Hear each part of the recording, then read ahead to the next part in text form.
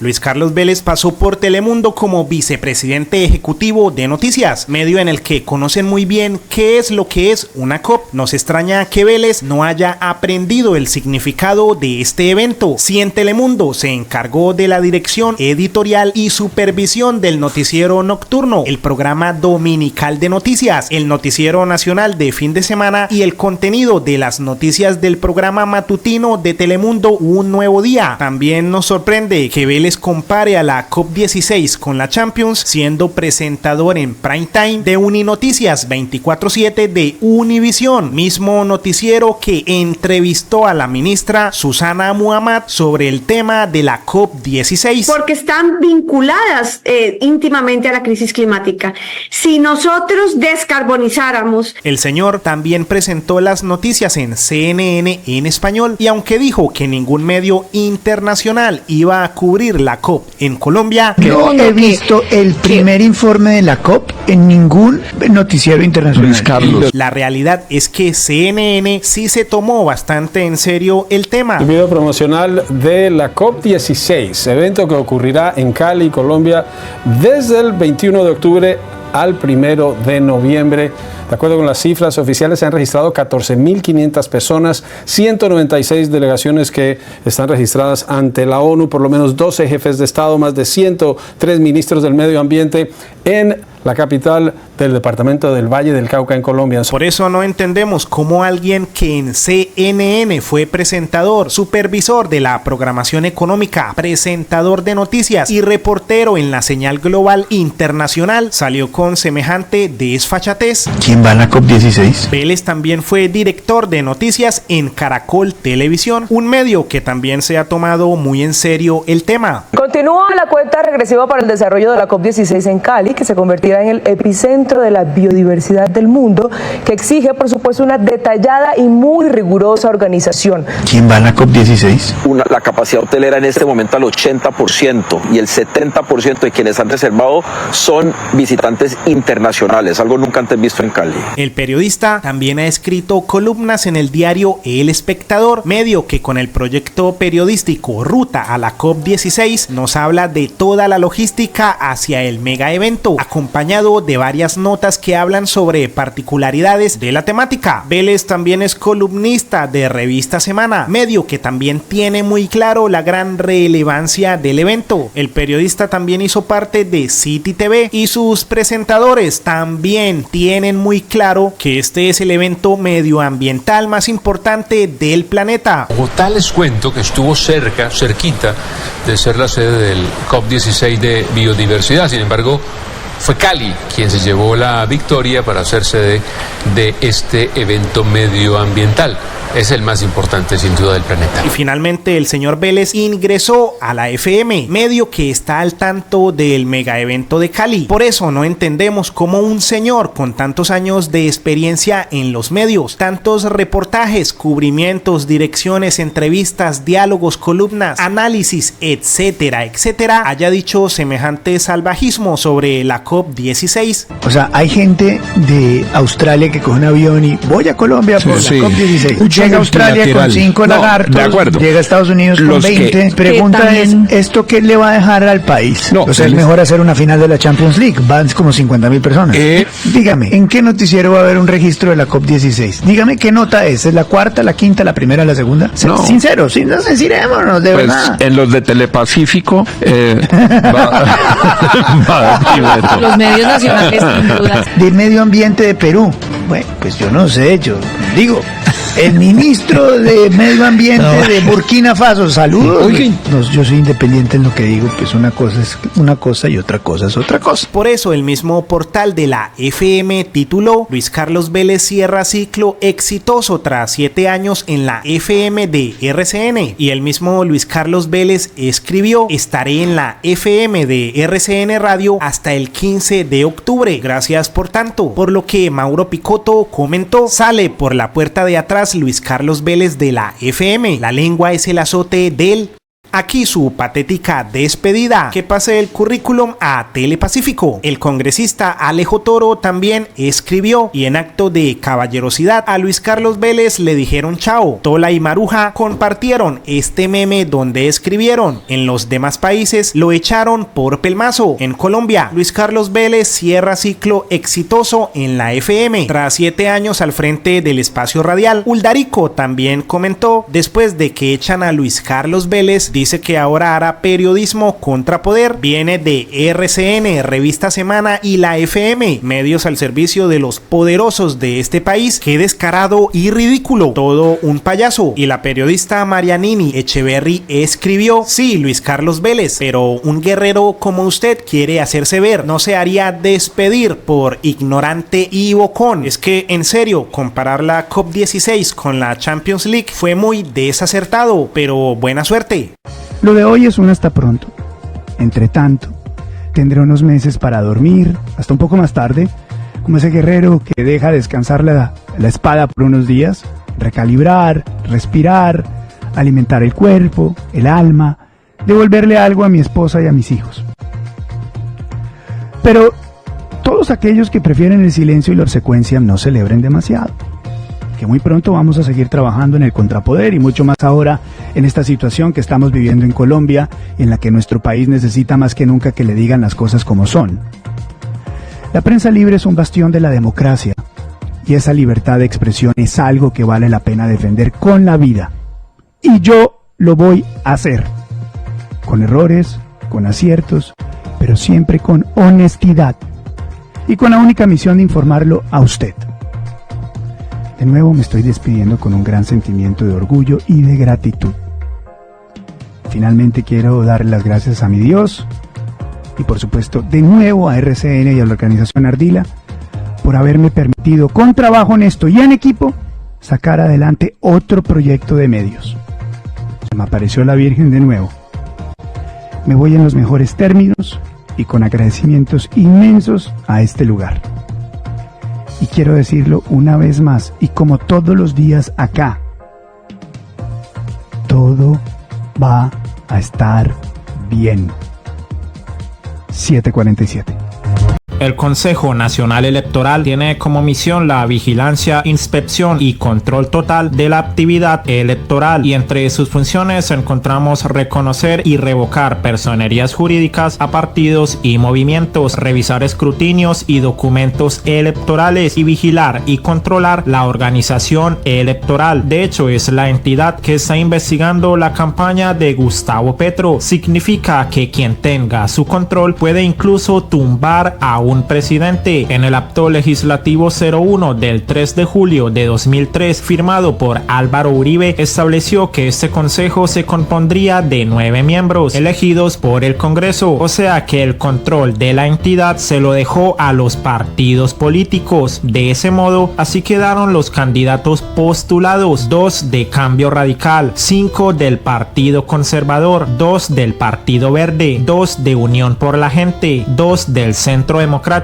1 de Laico, 2 de Partido Maíz, ADA, Unión Patriótica y Colombia Humana, 1 del Partido Alianza Social Independiente, 4 del Partido Liberal, 5 del Polo Democrático y 2 de Colombia Renaciente. Al final terminaron siendo elegidos casi uno por cada partido y algunos que no fueron elegidos, como José Antonio Parra, terminaron siendo parte de los directivos y jefes de oficina. Cambio Radical había postulado también a Luis Mario Hernández Vargas, quien de acuerdo a documentos del partido era su director jurídico nacional, y el otro candidato que tampoco fue elegido del Centro Democrático fue Diego Javier Osorio Jiménez, un señor que fue representante a la Cámara entre 2018 y 2022 por el Centro Democrático. O sea que aunque la entidad diga ser independiente, cuando son los partidos políticos los que los eligen y pueden postular a trabajadores trabajadores suyos, la entidad finalmente termina secuestrada por los partidos políticos. De ese modo, nuestro honorable Congreso eligió a nuestros 9 honorables magistrados, como Maritza Martínez Aristizábal, quien fue senadora del partido de la U entre 2010 y 2014, también entre 2014 y 2018 y finalmente entre 2018 y 2022. Otro de los magistrados es Álvaro Hernán Prada, quien fue representante a la Cámara del Centro Democrático entre 2018 y 2022 y quien además es acusado en la Corte Suprema de Justicia por el caso de los falsos testigos. La Sala Especial de Primera Instancia del Alto Tribunal negó la solicitud de nulidad y acusó al excongresista del Centro Democrático del delito de soborno en actuación penal como cómplice del expresidente Álvaro Uribe en el caso por falsos testigos, que al parecer Prada buscaba por orden del expresidente Uribe a Carlos López Callejas alias Caliche para ejercer presión contra el ex paramilitar Juan Guillermo Monsalve. También fue elegido el de Cambio Radical César Augusto Lorduy, quien fue representante a la Cámara entre 2018 y 2022 por Cambio Radical. A este señor ni siquiera los críticos de Petro lo quieren, pues miren lo que dijo Jennifer Pedraza: el nuevo presidente del Consejo Nacional Electoral es una amenaza contra las mujeres en política. El magistrado Lorduy fue denunciado por exigir dinero y favores sexuales a una congresista para fallar a favor de su partido y, como si fuera poco, fue investigado penalmente por feminicidio sin haber sido declarado inocente. ¿Qué garantía tenemos las mujeres en política con este presidente del máximo tribunal electoral? Y Alejandro Ocampo comentó: cuando piensas que el Consejo Nacional Electoral no puede decepcionarte y avergonzarte más, eligen a Lorduy como representante. Y el senador Ariel Ávila agregó: César Lorduy, presidente del CNE, entre más investigaciones se puede estar más cercano a la Casa Char. Logró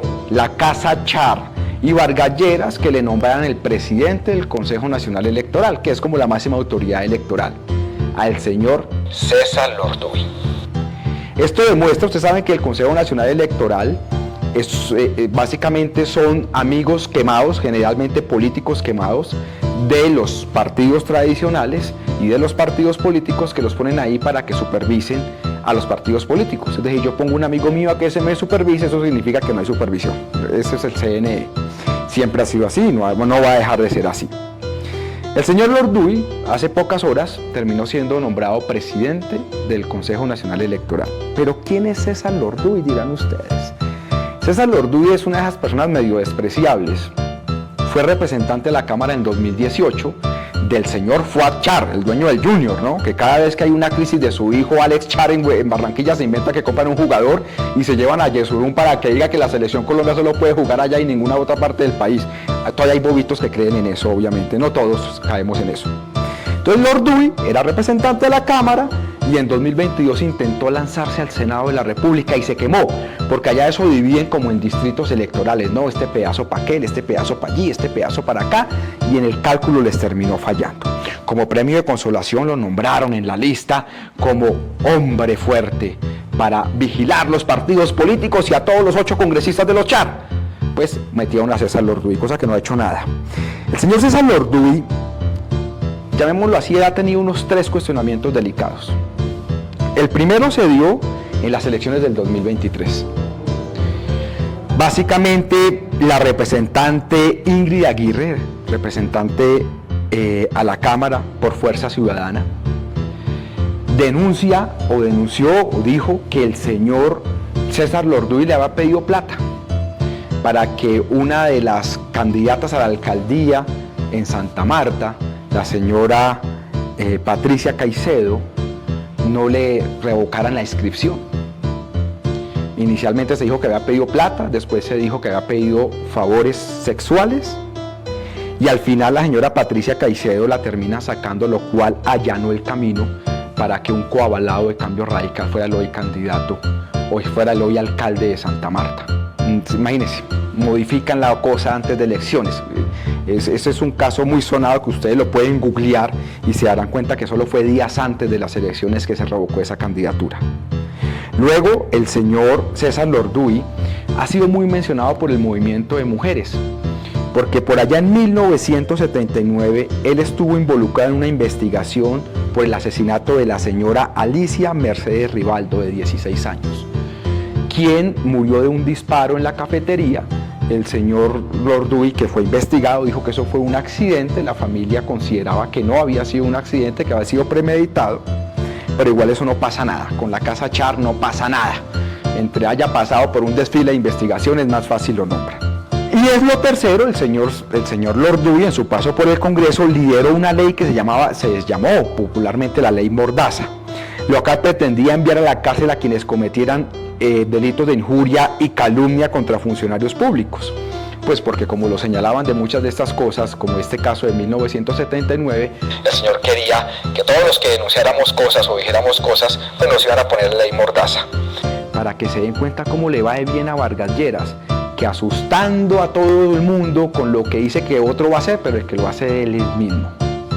Los periodistas de este país están tan desubicados que ni siquiera comprenden que Colombia hace parte del Acuerdo de París, un tratado internacional sobre el cambio climático adoptado por 196 partes en la COP21 en 2015. Su objetivo es limitar el calentamiento mundial a muy por debajo de 2, preferiblemente a 5,5 grados centígrados en comparación con los niveles preindustriales. Pero para alcanzar este objetivo de temperatura, los países se proponen alcanzar el máximo de las emisiones de gases de efecto invernadero lo antes posible para lograr un planeta con clima neutro para mediados de siglo. De hecho, para 2021, antes de que llegara Petro a la presidencia, Colombia era uno de los países con mejor rendimiento para su meta en 2030. En diciembre de 2023 se acordó alejarse de los combustibles fósiles. Japón, por ejemplo, puso fin a la construcción de nuevas centrales eléctricas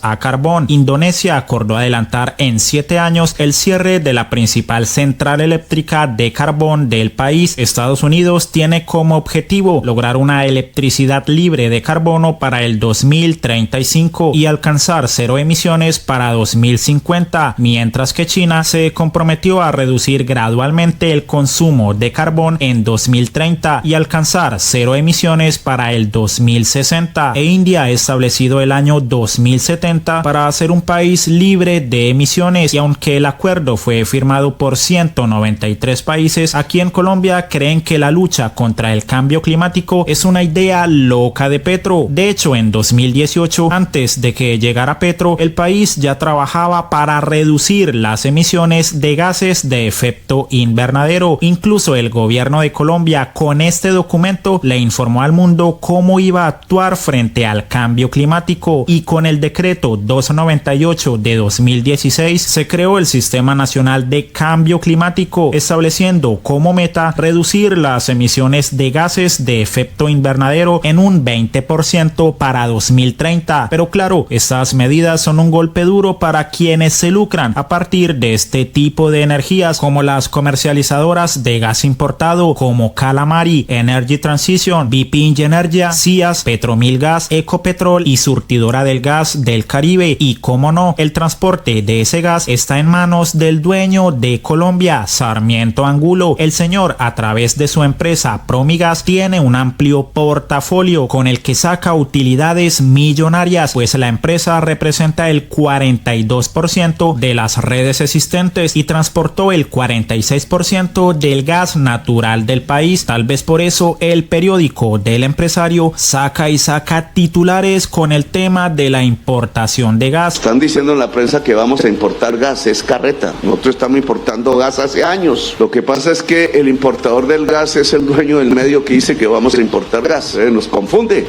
Nosotros estamos importando gas por Barranquilla hace años.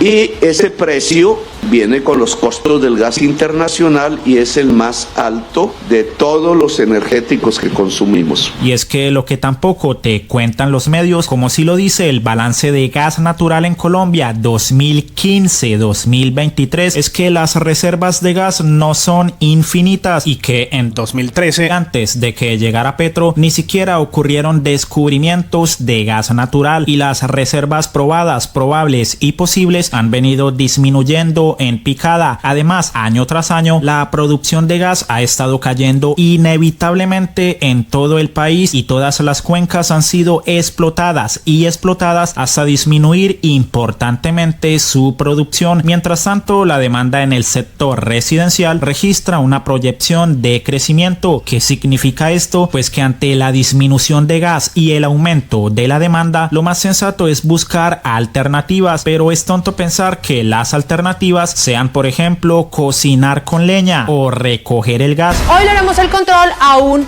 recojan gas. Buscamos sustituir el uso del gas en los hogares. Así como lo oyen, lo que no dijo el ministro fue con qué se va a sustituir el gas. ¿Nos quieren llevar a la edad de las cavernas? ¿Van a hacer realidad las ollas comunitarias con leña que le encantan a Petro? ¿Cuándo empieza el recorte de gas? ¿Ustedes qué opinan de este absurdo anuncio? ¿Va a dejar usted de consumir gas en su hogar? ¿Empezará a cocinar con leña? Por lo que la periodista Mapi Aguilar le respondió a Andrea Nieto: recojan gas. Esta sí es brutal. Igual y también agregó: como dijo don Ramón, está bien ser menso, pero ¿por qué llegar al abuso? ¿Por qué ese afán de romper todos los récords?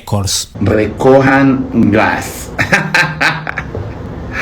Esto lo escribió María Andrea Nieto, periodista de la revista Semana. Yo me pregunto, ¿en qué recogemos el gas, María Andrea? ¿En baldes o en botellas? O me lo echo acá al bolsillo. Parte de la ya conocida estrategia de la revista Semana de generar pánico en la gente, ¿no? De causarle daño al gobierno de Gustavo Petro. Muy mal que María Andrea Nieto no deje esta maña que inició a los 30 minutos en que Petro había ganado las elecciones, cuando dijo que por ganar Petro en las casas de cambio el dólar se estaba cotizando a 5.000 pesos. Luego de conocer los resultados electorales y la elección de Gustavo Petro como nuevo presidente, el dólar se cotiza en casas de cambio, en aeropuertos a 5.000 pesos. 5.000 pesos, o sea, subió 1.000 y pico. 5.000 pesos, eso nunca había pasado en la... Es que ya ni para desinformar se esfuerzan, ¿no? Es que hasta para eso son malos. Pero vayan a recoger gas.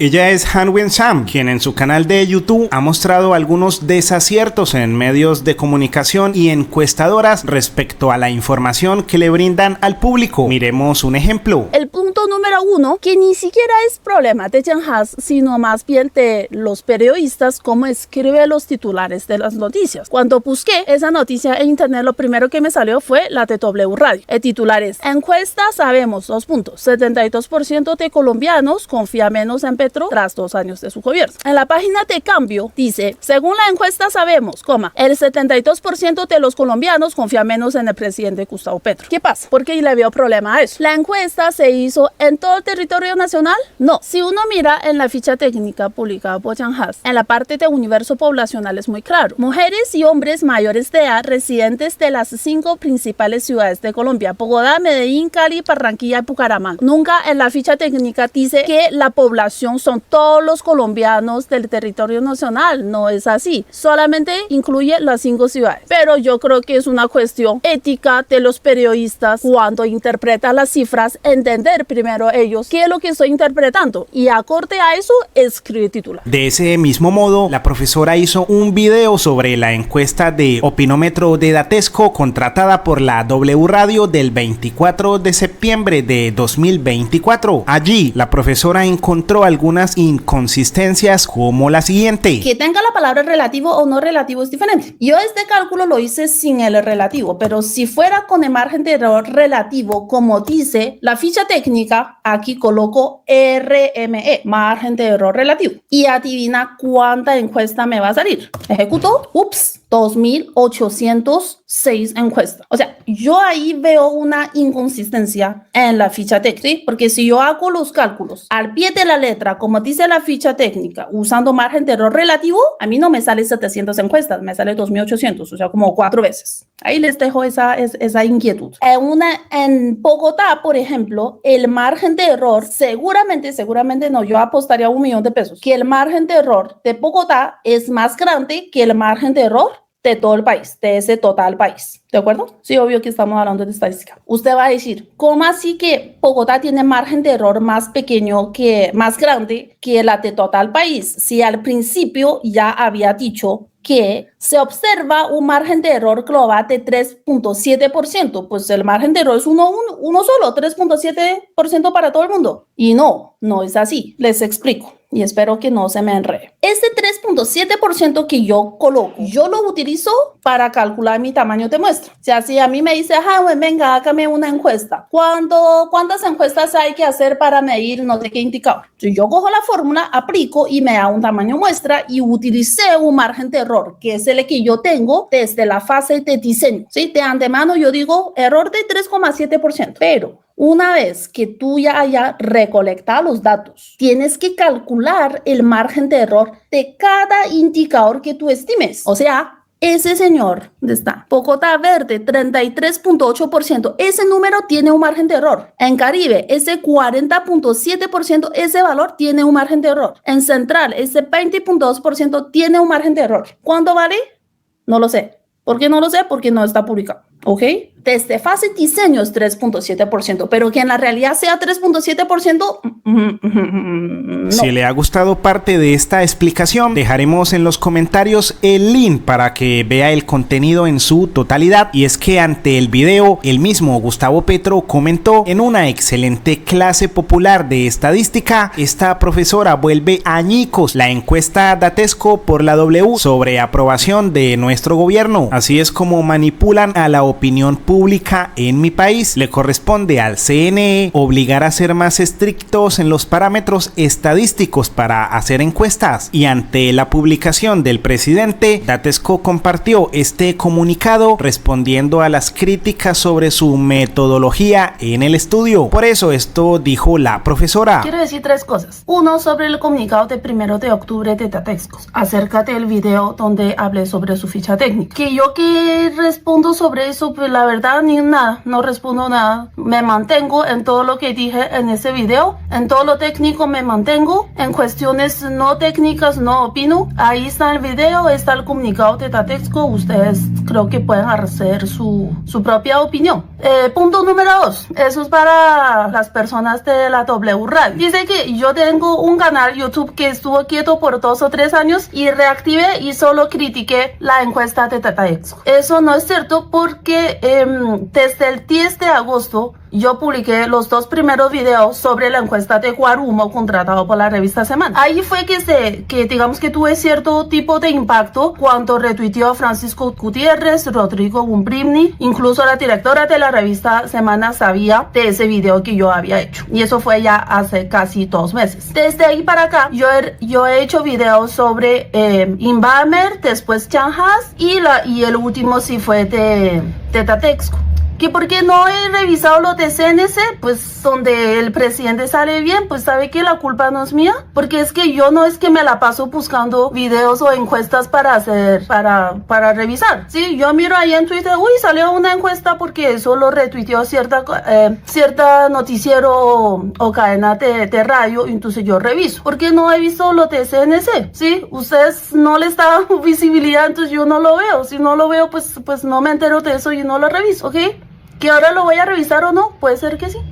Tercero, sobre la noticia sobre la nota que está en la página de la W 30 de septiembre, donde el título es: profesora china que asesoró a Petro sobre encuesta Datesco tiene contratos con el gobierno. 2 cosas. 1, yo no soy china, yo soy colombiana. 2, sí, el hecho de que el presidente vio el video, o supuestamente vio el video, y le haya gustado, eso me convierte a mí asesora del presidente. Listo, sí, soy asesora del presidente, pero entonces también soy asesora de todas las personas que me han visto los videos, y espero seguirlos asesorando en todos los temas, no solamente de encuestas, sino de estadística y en temas que a ustedes les parece interesantes. Así que, fin, bye, que les vaya bonito. Daniel Briceño, concejal del Centro Democrático, escribió: la señora Han Wen-sam, quien hizo un programa para atacar la encuesta de Datesco para la W Radio, en donde Petro sale muy mal de popularidad, ha recibido contratos del gobierno Petro en el último año por 192 millones en el DANE y el ICFES. Se le olvidó mencionar eso, pero a Daniel se le olvidó mencionar que la profesora es contratista desde antes de que llegara Petro a la presidencia, pues registra contratos desde el 17 de enero de 2017 con la alcaldía de Bogotá. Además, contratos como con el fondo rotatorio del DANE se pagan es con recursos de las alcaldías o gobernaciones, en este caso de Cundinamarca o Bogotá. Y ahora expliquémosle al señor Briceño qué es lo que hace la profesora, por qué consiguió los contratos. Pues con el comentario de Briceño se puede decir que Petro la contrató para defenderlo, y según este informe de uno de sus contratos, la profesora hizo correcciones para un proyecto de medición del programa de mínimo vital de agua potable en Bogotá. Para hacerlo debe conocer y entender todos los elementos que hemos puesto en pantalla que hacen parte del proyecto. Pero ya saben, según Briceño, la contrataron por ser petrista o es petrista porque la contrataron. Por eso esto le respondió. A ver, te contesto, y de paso a los de la W Radio, tú sí sabes que la estadística y la ciencia de datos es una de las carreras mejor pagadas en Colombia y el mundo. Sabes que tengo un doctorado y experiencia y trayectoria investigativa precisamente en esa carrera, y que lo que hago en mi trabajo no lo hace un estadístico cualquiera. Averigua un poco en el círculo de estadísticos. Si quieres demostrar que OPS